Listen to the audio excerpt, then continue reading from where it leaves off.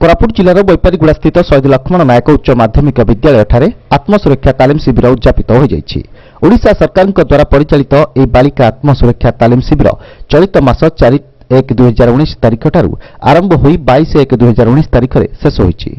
आज उद्यापन उत्सव मुख्य अतिथि भाव बैपारीगुड़ा तहसिलदार श्रीजुक्त ज्योति प्रकाश सेठी जोगदे उच्च माध्यमिक विद्यालय छात्री मानक उत्साहित करने सहित देश गठन में प्रमुख भूमिका ग्रहण करने परामर्श देते।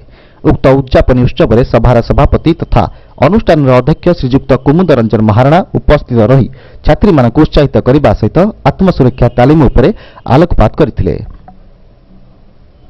आत्मसुरक्षा तालीम शिविर में संयोजक इंग्राजी विभाग अध्यापक श्रीजुक्त भगवान प्रधान उक्त कार्यक्रम को परिचालना करथिबा बेले अनुष्ठान समस्त अध्यापक एवं अध्यापिका तथा सहकर्मी सहयोग करथिले।